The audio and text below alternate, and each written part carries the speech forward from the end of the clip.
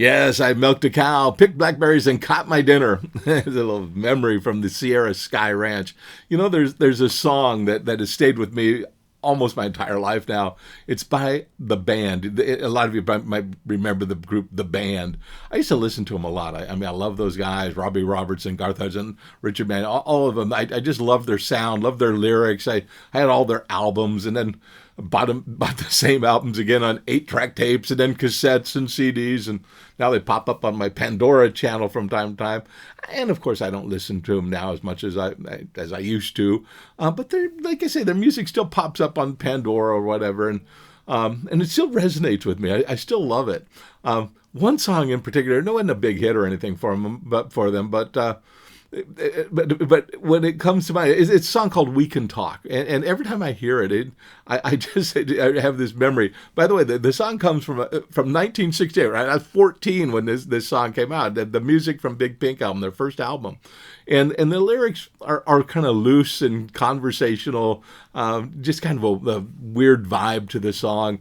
It's almost like two guys sitting on a porch talking, or something, but there's one line that has always stood out to me, and there's a little question in the song. The guy says, I think it's Richard singing, he says, "Have you ever milked a cow?"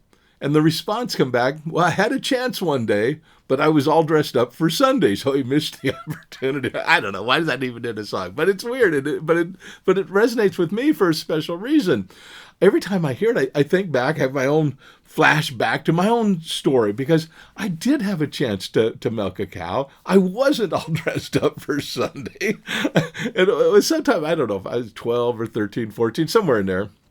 And our family would spend some time on our summer vacation, which we didn't take every summer as a family or anything like that, but we did at that particular time. We had this place called the Sierra Sky Ranch in the Sierra Nevada foothills there in California.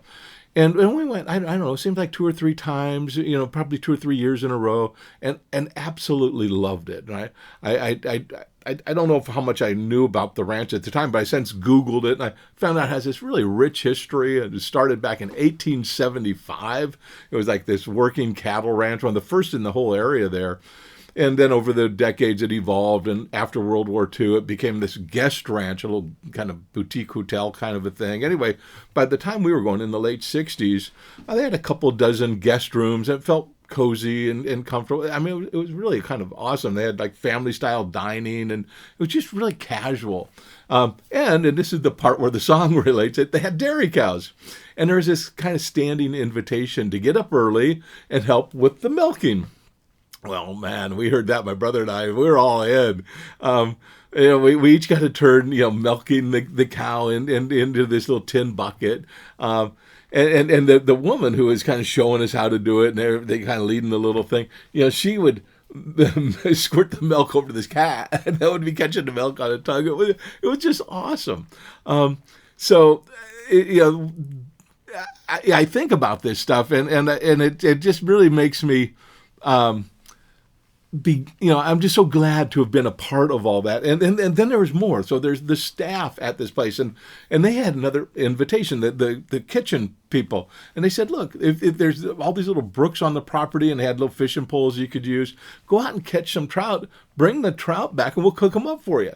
And then they said, there's also blackberry bushes out here, so go pick some blackberries and bring those back, and we'll serve them to you for breakfast with the blackberries with the fresh cream from the cows. And it's like, I'm a city kid, right, growing up in Southern California, and this was all so new to me, and I loved every aspect of it. So that was all we needed, right, my brother and I. We grabbed poles, hit the brook, caught some trout, picked as many blackberries as we could, and sure enough, they cooked the trout and served the berries with this fresh cream, so thick. It was like nothing that we had ever had. And here's what's funny. I don't remember anyone else doing that. I mean, there may have been, this was a long time ago, but I always kind of thought that we were, my brother and I, and there was a bunch of other kids that were probably sleeping in or going to the pool or doing other things, but my brother and I, we're taking in the ranch experience, right? I mean, and anyway, we loved it, and like I say, I don't know how many other people were eating the trout or the cream covered berries. Um, Maybe we were the only ones, maybe we weren't, but what stuck with me all these years is that there are things in life, simple things, just beautiful things that are not big deals to. And in the process, it's easy to say no to these things. It's, no, I'm just going to sleep in, or no, I'll just go lay by the pool, but they're sleeping in you can do anywhere, anytime. Laying by the pool you can do all the time. But this idea of fishing where the fish are, when you're there, it's a unique opportunity. Picking blackberries, doing something that is unique to this environment. I know in my own life I've done it so many times. Eating conch down in the Caribbean, or doing all these different things. Eating the herring over in Scotland. There are things that are unique and regional, and the opportunity comes once or however many times, but not all the time.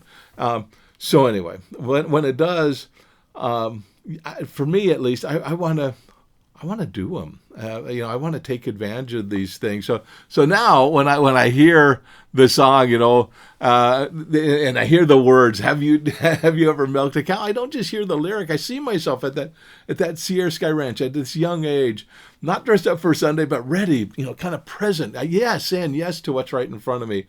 And I'm grateful to have said yes. So anyway, my 2 cents worth of just availing yourself of the opportunities, even opportunities that seem small, because so many times they don't come around again, or they don't come around in the same way. And I think for me at least, it makes me a better person, and having feeling more fulfilled by having said yes to many of these kinds of things. So anyway, that's it for now. All right, bye.